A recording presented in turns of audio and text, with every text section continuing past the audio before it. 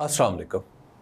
मखसूस नशिस्तों के मुकदमे की समाअत के दौरान इज़्ज़त मआब चीफ जस्टिस जनाब जस्टिस काजी फ़ाइज़ ईसा को बार बार याद दिलाना पड़ता है कि अदालत के सामने नशिस्तों की तलबगार सुन्नी इत्तेहाद कौंसिल है, पाकिस्तान तहरीक इंसाफ नहीं। कभी फरमाते हैं कि 8 फरवरी 2024 के इलेक्शन के बाद अगर आज़ाद अराकीन तहरीक इंसाफ में शामिल हो जाते तो ये जमात मखसूस नशिस्तों की हकदार भी हो जाती। कभी इरशाद होता है कि तहरीक इंसाफ से बल्ले का निशान नहीं लिया गया, बल्कि वो तो पार्टी के अंदरूनी इलेक्शन का मामला था। अदालत का माहौल कुछ यूं है कि जैसे ही कोई बल्ले का निशान लेने वाले फैसले की तरफ इशारा करता है तो किसी सख्त फिक्रे का निशाना बन जाता है। तहरीक इंसाफ के जिक्र पर बार बार कोई ताना उछलता है और समातों में तराजू हो जाता है। कभी दलील का सीना ताने की नोक से उधेड़ा जाता है, कभी हुज्जत का भाला वकील को लहूलुहान कर देता है। सुप्रीम कोर्ट के कसरे सफ़ेद में जो इंसाफ की उम्मीद लिए जाता है बाहर निकलता है तो शारे दस्तूर पर शर्मसारो सरनगूं चलता है। शायद ऐसी ही सूरत पर किसी पंजाबी शायर ने कहा था, कोई सावी सरमाया जिथों मैनू झड़क पई ओ सामने घर माइया। उर्दू में इस मजमून को यूं कहा गया है कि यूं पुकारे हैं मुझे कूचाए जाना वाले, इधर आबे अबे ओ चाक गिरे बां वाले। पाकिस्तान तहरीक इंसाफ पर ऐसा वक्त है कि बरसरे अदालत भी इसे अबे तबे से पुकारा जाता है। इस जमात का नाम अलमियों का उन्वान होकर रह गया है। इमरान खान समेत बेशतर क़यादत जेल में है। वो जो कभी इस जमात के चेहरे थे, प्रेस कॉन्फ्रेंस कर कर के इसे छोड़ गए। इंतखाबी निशान का असासा था, वो भी कुर्क हो गया। इलेक्शन कमीशन पूछता है कि क्यों ना इसे सियासी जमातों की फहरिस्त से ही खारिज कर दिया जाए। इलेक्शन लड़ा तो इस बेनिशान जमात को लोगों ने वोट दिया।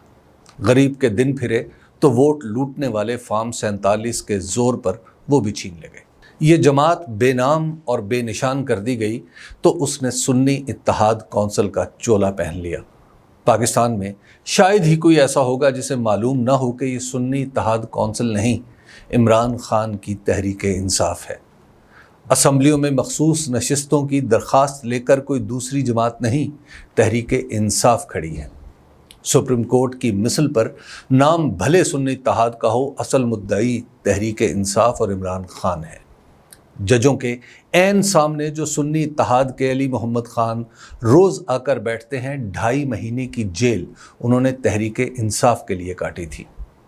उन जैसे दीवानों में एक भी नहीं जो तहरीक इंसाफ और इमरान खान से आज भी ताल्लुक़ न रखता हो। दस्तूर की साफ सुथरी शाहराह को छोड़कर इलेक्शन कमीशन और अदालत ने तावील की पगडंडियों पर चलते हुए जो फैसले सादिर किए, ये उन्हीं का असर है कि तहरीक इंसाफ को सुन्नी इत्तेहाद कहा जाता है। नाम बदल जाने के बावजूद रूह सफ़र तो वही तहरीक इंसाफ है जिसे पाकिस्तानियों ने अपने वोट से सरफराज किया है। दफ्तरी कागज़ पर कुछ भी लिखा हो, पाकिस्तानी कहलाने वाला हर शख्स, कानूनदान और हर कानून पेशा अच्छी तरह जानता है कि मखसूस नशिस्तों के लिए सुप्रीम कोर्ट में तहरीक इंसाफ ही मौजूद है। आंखों देखी इस हकीकत को किसी कानूनी सनद की ज़रूरत है, न किसी मुनसिफ के फरमान की। अगर कोई ये कहता है कि ये तहरीक इंसाफ नहीं, तो फिर कहने वाले कहेंगे कि ये करीना इंसाफ भी नहीं।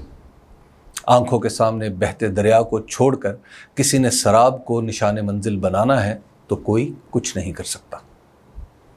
मखसूस नशिस्तें तहरीक इंसाफ उर्फ सुन्नी इत्तेहाद कौंसिल को मिलती हैं या नहीं, अब यह सवाल महज तकनीकी नोवियत का नहीं रहा, एक आईनी तरमीम भी इस सवाल से जुड़ी है।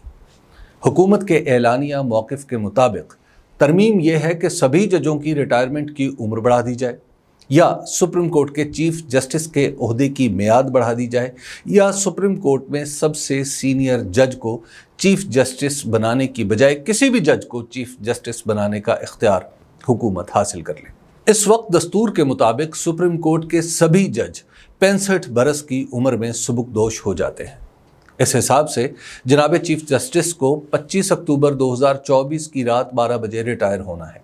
गोया तहरीक इंसाफ की मखसूस नशिस्तों का मौजूदा हुकूमती इत्तेहाद को मिलना براہ راست ججوں یا چیف جسٹس کے فائدے سے جڑا ہے، کیونکہ ان مخصوص نشستوں کے ساتھ ہی حکومتی اتحاد کو دستور میں ترمیم کے لیے درکار 2/3 اکثریت حاصل ہوتی ہے۔ اس کے علاوہ یہ بھی یاد رکھنا چاہیے کہ موجودہ حکومتی بندوبست عدلیہ کے بعض ججوں کو اپنا محافظ خیال کرتا ہے۔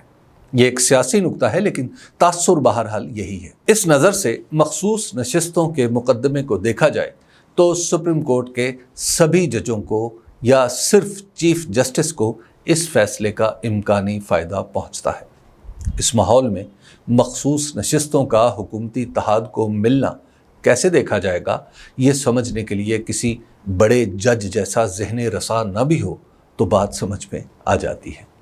اور پھر یہ کون بھولے کہ عدالتی ریکارڈ کے مطابق محترم و محتشم چیف جسٹس جناب جسٹس قاضی فائز عیسیٰ کو ایک فیصلے میں سابق چیف جسٹس نے کہا تھا کہ آپ مستقبل میں اس وقت کے وزیر اعظم عمران خان کے خلاف مقدمات کی سماعت سے الگ رہیں۔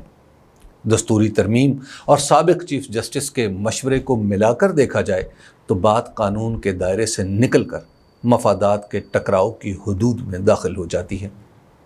مخصوص نشستوں کے مقدمے کی کارروائی میں تکنیکی معاملات پر بھی کافی زور دیا جا رہا ہے۔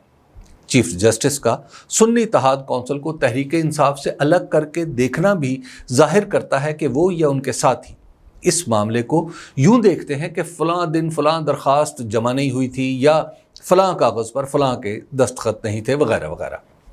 ہماری سپریم کورٹ تکنیکی معاملات کو چھوڑ کر انصاف کر سکے، اس کے لیے دستور میں آرٹیکل 187 بھی ہے، جس کے مطابق سپریم کورٹ کو انصاف کے حصول کے لیے کوئی بھی حکم جاری کرنے کا حق اور اختیار حاصل ہے۔ مخصوص نشستوں کا معاملہ اپنی اصل میں انصاف کا ہی طلبگار ہے۔ تکنیکی معاملات کی وجہ سے ہی تو الجھاؤ پیدا ہوا ہے اور اس کا اعتراف برسر عدالت بھی ہو چکا ہے۔ یہ مقدمہ تو بنا ہی اس لیے ہے کہ تحریک انصاف کو الیکشن میں حصہ لینے سے روک دیا گیا تھا۔ اب کوئی لاکھ کہے کہ سپریم کورٹ کے فیصلے کی تشریح غلط کی گئی یا فلاں موقع پر سپریم کورٹ سے رجوع کرنا چاہیے تھا، اس سے یہ حقیقت نہیں بدل سکتی کہ تحریک انصاف کو امتیازی طور پر قانون کا نشانہ بنایا گیا۔ اس کے باوجود اس نے عوامی حمایت کا ثبوت دیا تو نتائج بدلے گئے، پھر بھی بات نہیں بنی تو مخصوص نشستوں کی واردات ڈالی گئی۔ حیرت تو اس بات پر ہوتی ہے کہ اب بھی بے بنیاد مفروضے قائم کر کے دلیل تراشی جاتی ہے۔ مثال کے طور پر ایک موقع پر مفروضہ یہ تھا کہ اگر 80% نشستوں پر آزاد منتخب ہو کر آ جائیں تو کیا مخصوص نشستیں انہیں نہیں ملیں گی؟ اس پر رعونت سے پر جواب آیا کہ سیاسی جماعتوں کو ہی ملیں گی۔ اب اس پر کوئی کیا کہے؟ قانونی سوال تو یہ ہونا چاہیے کہ اگر اسمبلی کے سبھی ارکان آزاد منتخب ہو کر آئیں تو پھر مخصوص نشستیں کسے ملیں گی؟ یہ سوال دستور کی اساس میں بھی پیوست ہے۔ وہ اس طرح کے دستور آزاد الیکشن لڑنے اور اسمبلی میں آزاد رہنے کی اجازت دیتا ہے، یعنی ایک لحاظ سے دستور نے مخصوص نشستوں کو الیکشن کمیشن یا عدالت کے نہیں منتخب نمائندوں کے تابع رکھا ہے، چاہے ان کی حیثیت آزاد ہو یا وہ کسی سیاسی جماعت کا حصہ ہوں۔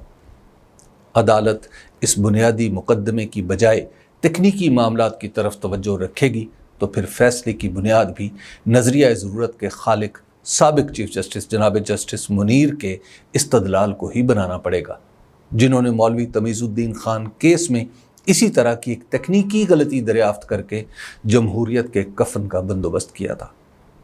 تاریخ بتاتی ہے کہ جج کی دیانت کا تعین صرف اس مقدمے سے کیا جاتا ہے جس کا ایک فریق زوراور ہو۔